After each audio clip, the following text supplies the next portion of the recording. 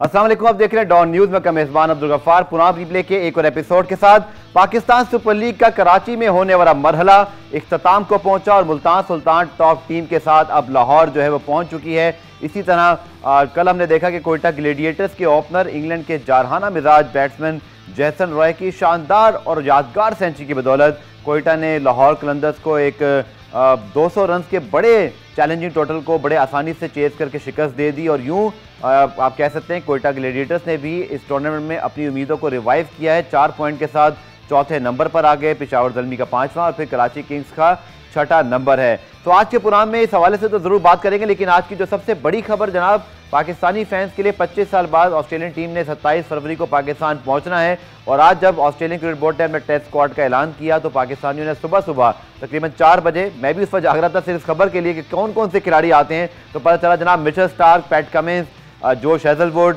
Steve Smith, David Warner, Australia की full strength और first choice और वर्ल्ड क्लास टीम जिसने हाल ही में इंग्लैंड को एशेज में चारों शाने चित किया है, वो पूरी टीम जो है वो पाकिस्तान पहुंच रही है। बहुत खुशी के लम्हात हैं पाकिस्तान क्रिकेट के लिए। एक जानिब हम PSL को एंजॉय कर रहे हैं और PSL फाइनल जिस दिन 27 फरवरी को हो रहा होगा, तो उसी दिन ऑस्ट्रेलिया की फर्स्ट चॉइस और वर्ल्ड क्लास टीम पाकिस्तान में जो है वो पहुंच चुकी होगी। So lot of cricket coming up. Australian cricket team ने जो ऐलान हुई है फॉर पाकिस्तान टूर, उसमें तमाम ही जो है वो प्लेयर्स बड़े शामिल हैं।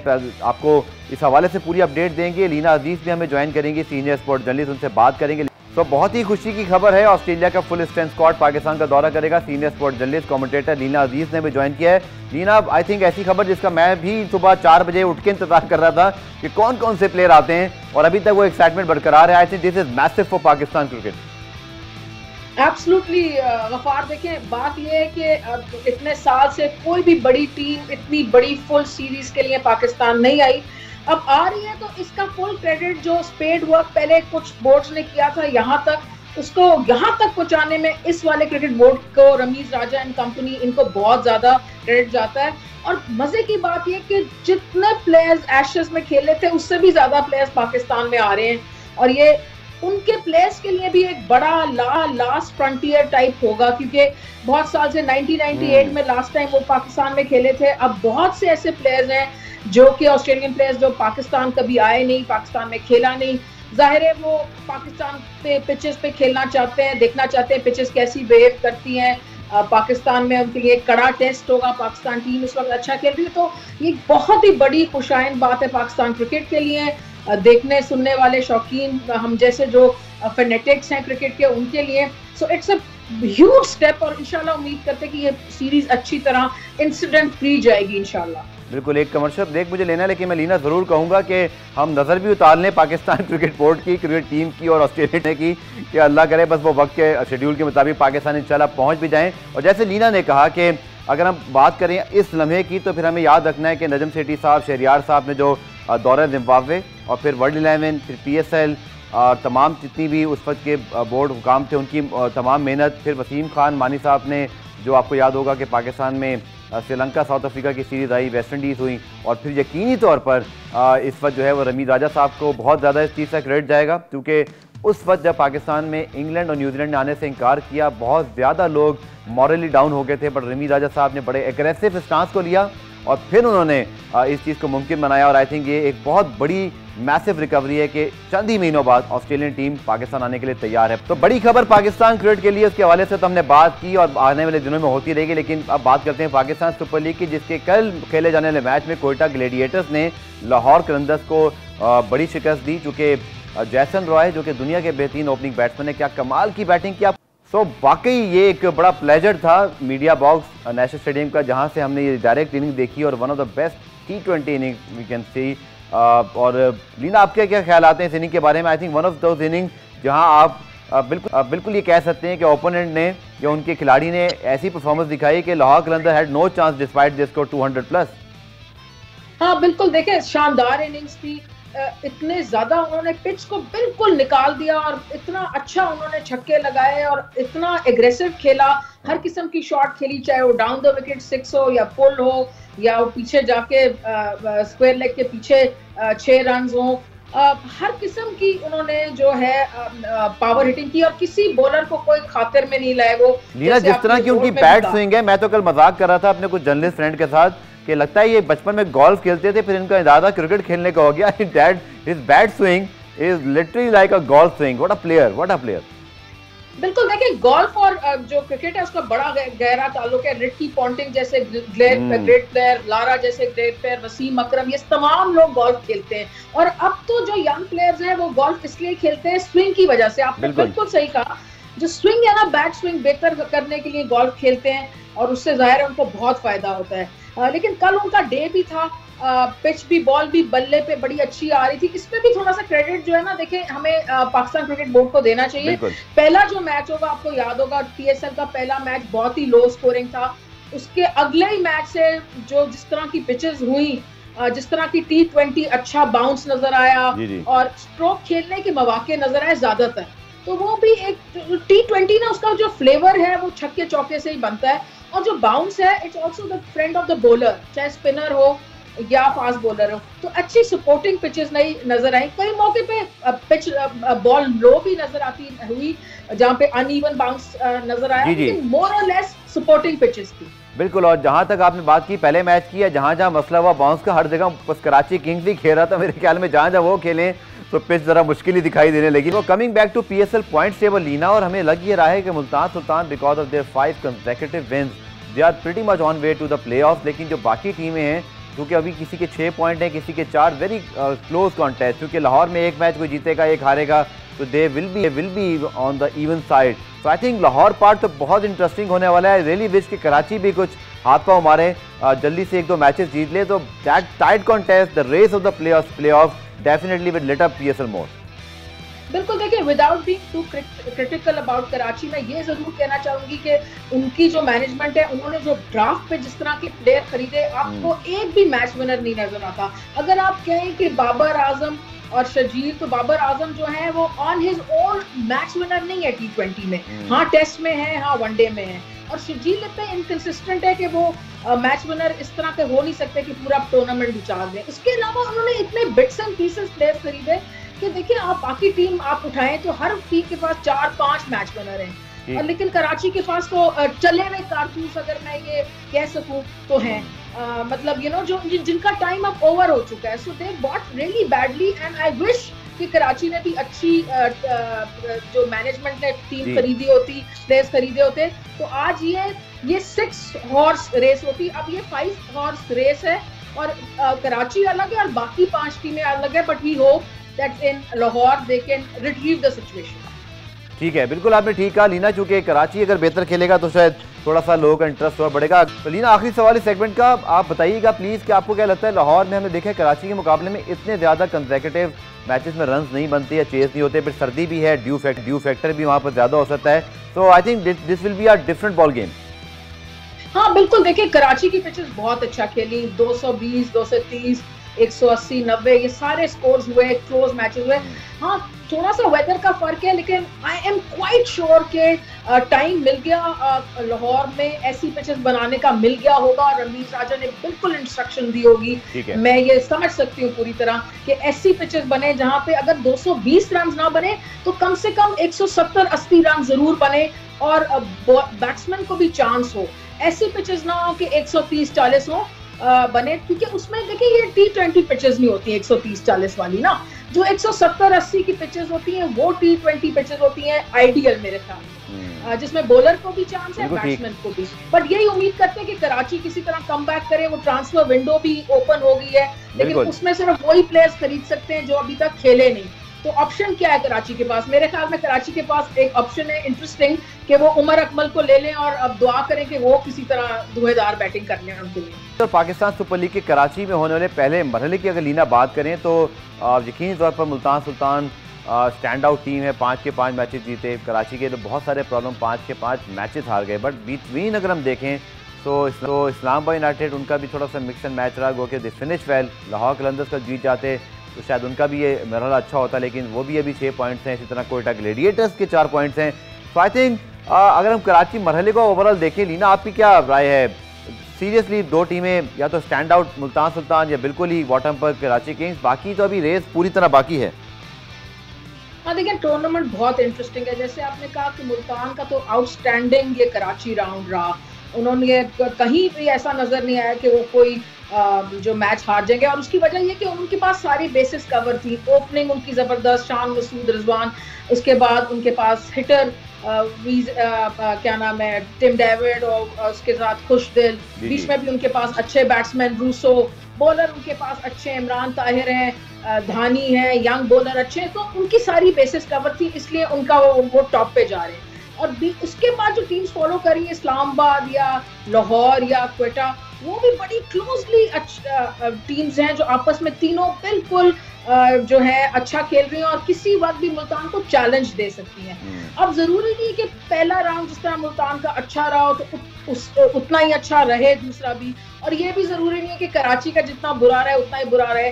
तो टूर्नामेंट जो है इसीलिए बहुत इंटरेस्टिंग है कि टीम्स जो है बहुत जबरदस्त अच्छी खेल रही है और कोई भी टीम किसी को किसी वक्त भी हरा सकती है और क्लोज मैचेस नजर आए, जिसका जो ये प्रूव करते हैं मेरी बात जो मैं कह रही हूँ कि कोई टीम किसी वक्त भी किसी को हरा सकती है। चेजेस बड़ी जबरदस्त नजर आई, लेकिन इस वक्त ये इस टूर्नामेंट को और भी इंटरेस्टिंग बनाने की अगर एक चीज हो सकती है तो वो ये कि कराची बेहतर खेले, बेहतर परफॉर्मेंस करे। और ये रिस्क जो मैंने आपसे पहले कहा था ब्रेक से पहले कि अगर वो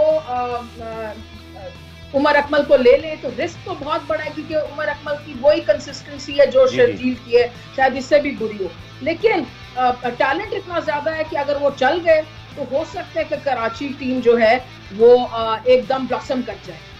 बिल्कुल। इसके साथ नीना अगर हम देखें मुल्तान सुल्तान की अगर बात करें, आई थिंक मुझे बड़ी हैरानगी होती है उनकी टीम को पिछले साल से देख कर के हम शान मसूद को कभी T20 स्पेशलिस्ट समझते नहीं थे, इमरान खान सीनियर को, धानी बिल्कुल नए बच्चे, मुजा रब्बानी अभी दुनिया की लीग में कोई बहुत बड़ा नाम नहीं है, but hats off to Andy Flower, फिर उनके पास मुश्ताक अहमद मौजूद हैं, अब्दुल रहमान मौजूद हैं। आई थिंक इतना ज़्यादा मैक्सिमाइज़ किया उस टैलेंट को कि उन्होंने मिसाल कायम कर दी जो just don't need a big names. Even Tim David जो हैं वो भी यंगस्टर हैं, उन्होंने पिछले सीजन में सिर्फ अच्छा खेला है, बट क्या वजह आपको लगता है कि वो इन तमाम प्लेयर्स से इतनी बड़ी बड़ी परफॉर्मेंसेस निकलवा रहे हैं? और look at Rizwan, he wasn't played for Karachi Kings despite being on the bench, और कहाँ वो कप्तान बने और कहाँ टाइटल जितवाया और कहाँ वो दुनिया के बेहतरीन बैट्समैन बने। तो कुछ तो है, कुछ खास है मुल्तान सुल्तान के पास बिहाइंड द सीन जिसकी वजह से प्लेयर्स परफॉर्म कर रहे हैं।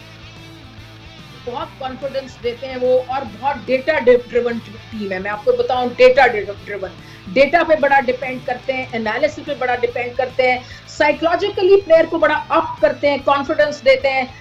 उन्होंने ड्राफ्ट में प्लेयर्स बहुत अच्छे खरीदे। स्काउटिंग, मैं आपको बताऊं, स्काउटिंग बड़ी जबरदस्त टीम है। अगर आप इस्लामाबाद की बात करें तो मैं बात करूंगी रेहानुल हक की और हसन चीमा की।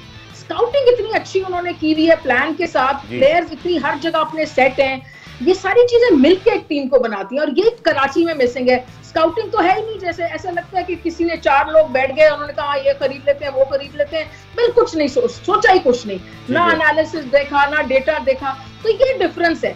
और फिर एक जो उनकी मैनेजमेंट जो है ना, इतनी एक्सपीरियंस है, एंडी फ्लावर और मुश्ताक और वो जो हैदर हैं उनके साथ मिलके, और अब्दुल रहमान, ये सारा जो एक ग्रुप है और कप्तान, आई मीन बड़ी रिलैक्स कप्तानी है, यू नो, एंड प्लेयर्स बड़े अच्छे खरीदे हुए हैं उन्होंने, सोच समझ के प्लेयर्स खरीदे हुए हैं और डिलीवर करते हैं। तो बस ये, और शान मसूद की आपने बात की, इतना तो मैंने किसी प्लेयर को जिंदगी में इवॉल्व होते देखा ही नहीं। मतलब एक प्लेयर जिसकी कोई स्ट्राइक रेट ही ना हो और अब वो 140-50 से खेल रहा हो और हर रोज 50 बना रहा हो और क्या स्टार्ट्स दे रहा हो, क्या इवॉल्व किया उन्होंने as a player. So full credit to him and the management and the scouting, जिन्होंने भी स्काउटिंग की है जबरदस्त की। इस्लामाबाद यूनाइटेड और लीना की ऑब्वियसली अपनी टीम, क्योंकि आपका ताल्लुक इस्लामाबाद से है लीना, लेकिन आई थिंक एक चीज़ तो बड़ा क्लियरली है कि उनके पास जो टॉप 3 था फ्लैम पॉइंट, क्योंकि हेल्स, मुनरो और फिर स्टर्लिंग, लेकिन Sterling now back to his international duty, बहुत मज़ा लगा के गए, बड़ी हमने उनकी बैटिंग को एंजॉय की। थोड़ा सा फर्क तो पड़ेगा क्योंकि वो जिस तरह की बैटिंग कर रहे थे हेल्स के साथ मिलकर, फिर बैकअप में मुनरो होते थे, नेवरदलेस वो दोनों अब भी मौजूद होंगे, बट मुझे लगता है थोड़ा सा ब्रीथिंग स्पेस मिलेगा बॉलर्स को जो बाकी टीमों के हैं, कि वो कहाँ तीनों थे और अब कम से कम एक नहीं है। तो मुझे लग रहा है कि थोड़ा सा प्लेयर्स टीमें जो है वो इस्लामाबाद यूनाइटेड को अब थोड़ा सा प्लान कर सकती हैं। आपकी क्या राय है? तो सही करें, स्टर्लिंग की इस तरह की बैटिंग थी धुआंधार कि उसको कोई प्लानिंग हो ही नहीं सकती थी, इतनी एग्रेशन, इतना बैट स्पीड, सारा कुछ। अब ये कप्तानी का टेस्ट होगा शादाब के लिए कि किस तरह वो स्टर्लिंग की जो एब्सेंस है उसको किस तरह फेल करते हैं। वो खुद बड़ा अच्छा बैट करें नंबर 4 पे, बल्कि मैं तो सोच रही थी कि हफीज रिटायर हो गए, पाकिस्तान को लिमिटेड ओवर क्रिकेट में नंबर 4 पे बिल्कुल ट्राई देनी चाहिए शादाब को, क्योंकि जिस तरह सेंसिबली उसने खेला है, aggression mixed with bit of sensibility, लंबा खेला है, तो मतलब ये बड़ी जबरदस्त बातें ना सिर्फ इस्लामाबाद यूनाइटेड के लिए बल्कि पाकिस्तान के लिए भी। बट टेस्ट जरूर होगा उनके लिए यकीनन कि स्टर्लिंग की एब्सेंस को वो किस तरह फिल करेंगे। अभी 2-3 दिन कुछ सोचने का मौका मिला है, they get their heads together. पहले मैंने बात की हसन चीमा और रेहानुल हक की, वो ये और कप्तान ये सारे मिल बैठ के सोचेंगे कि कैसे किया जाए, and I am sure they will come up with a very good solution. Lahore Qalandars की बात करते हैं, क्योंकि पहले 4 सीजन बहुत ख़राब थे, बट उसके बाद फाइनल खेले, पिछला सीजन मिक्स था, लेकिन इस बार भी उनकी बॉलिंग और बैटिंग में जब तक फ़खर जिस तरह की फॉर्म में 175 का स्ट्राइक रेट, 85 की एवरेज, 350 प्लस रन ऑलरेडी, अगर तो वो अपनी फॉर्म में कंटिन्यू रहते हैं तो I think Lahore will be the team to beat, क्योंकि उनकी बॉलिंग बहुत तगड़ी है। वो और बात है कि जैसन रॉय जैसा प्लेयर अगर अपने मूड में हो तो फिर उन्होंने कुछ ना देखा कल, और लाहौर की इस वर्ल्ड क्लास बॉलिंग को भी उन्होंने बिल्कुल जो है वो उसको नलीफाई कर दिया। लेकिन still they are a very competitive side, they have lot of match winners, x factors भी हैं, राशिद, जमान, दे हैव हारिस रोब अभी अपने पोटेंशियल पे नए। तो आपकी क्या राय है? बिल्कुल आपने सही कहा, they the team to beat, because इतनी अच्छी बॉलिंग साइड किसी और के पास नहीं है। ये एक इंटरनेशनल बॉलिंग साइड की तरह है, यही साइड उठ के किसी इंटरनेशनल टीम को रिप्रेजेंट कर सकती है, कोई चेंज करने की भी जरूरत नहीं होगी। बेस्ट, एक दुनिया का बेस्ट लेग स्पिनर, 2 तेज तरीन बॉलर, एक x factor young emerging with a very cool head Zaman, तो ये, और ऊपर से बैटिंग भी इनके पास अच्छी है, वीजे भी है, एक्सपीरियंस भी है, समित पटेल को भी यूज कर सकते हैं, so there are complete side. दूसरा मैं शाहीन की कप्तानी की भी तारीफ करूंगी कि इतने यंग प्लेयर हैं, पहली दफा कप्तानी मिली है, इतनी अच्छी तरह उन्होंने कप्तानी सी है, डे बाय डे सीख रहे हैं, बेहतर हो रहे हैं, so you know they are definitely the team to beat. और हर दिन कोई जेसन रॉय का भला नहीं चलेगा, तो they will be a difficult team to beat, and won't be easy के दूसरी साइड्स उनको किस तरह बीट करेंगी, क्या फॉर्मूला लाएंगी। तो बड़ा अच्छा उनका प्रोग्रेस जा रहा है। कोयटा ग्लेडिएटर्स क्योंकि चौथे नंबर पर है तो उनकी बात कर लेते हैं लीनाब, और कल की इनिंग ने उनकी पूरी जो कैंपेन है उसको रिवाइव किया है, और जैसन रॉय ने सिंगल हैंडेड जैसे जितवाया, लेकिन still they have I think some areas जहाँ पे उनको काम करने की जरूरत है, but I think this is a much needed win for them, और entering Lahore face with that momentum I think this is so crucial. बिल्कुल सही, आप अभी थोड़ी देर पहले आप कह रहे थे मेरी तो टीम ही क्वेटा ही रही है शुरू से। आई एम फ्रॉम इस्लामाबाद, लेकिन Quetta is one team I favour through out. Nadeem साहब इतने जबरदस्त आदमी है, और तो टीम वो मेरी हमेशा से रही। कल बहुत ही फर्क नजर आई Quetta team, Jason Roy obviously at the top, उन्होंने इतना डिफरेंस किया कि सारा नक्शा ही बदल गया। सरफराज की कप्तानी भी कल जरा सा धीमी नजर आई, और बहुत जरूरत है कि सरफराज जरा सा धीमे रहे, प्लेयर्स को कॉन्फिडेंस ना दे, और अब जब वो बहुत चीख पुकार करते तो प्लेयर घबरा जाता है, तो जरूरत है कि वो भी जरा सा काम रहें, जरा सा सेंसिबल रहें, और प्लेयर को कॉन्फिडेंस दे। और ठीक है, गलतियां होती है मैचेस में, ये सब पार्ट ऑफ द गेम है। तो कल आपने देखा परफॉर्मेंस जरा अच्छी नजर आई, और किसी ने शायद सरफराज से बात की है कि बेटे जरा सा आराम से, तो he is done that which is good for the team. And Jason Roy का आना, एक और बात भी है, जब टीम हार रही होती है तो कप्तान की रिस्पांसिबिलिटी ज्यादा होती है, फिर वो फ्रस्ट्रेट भी होता है, बट आई थिंक जो जीत मिली है तो ये भी नर्व्स को थोड़ा काम डाउन करेगी। असल प्रॉब्लम ये नहीं है कि शायद मुझे लगता है कि सरफराज सिर्फ for the sake of captaincy थोड़ा सा हमें वो अनॉयड नजर आते हैं। टीम नहीं जीत रही थी ना, तो I think it is quite natural. अब शायद जीत मिली है तो मुझे लगता है वही चीज़ रिफ्लेक्ट होगी उनकी कैप्टनसी के ऊपर भी।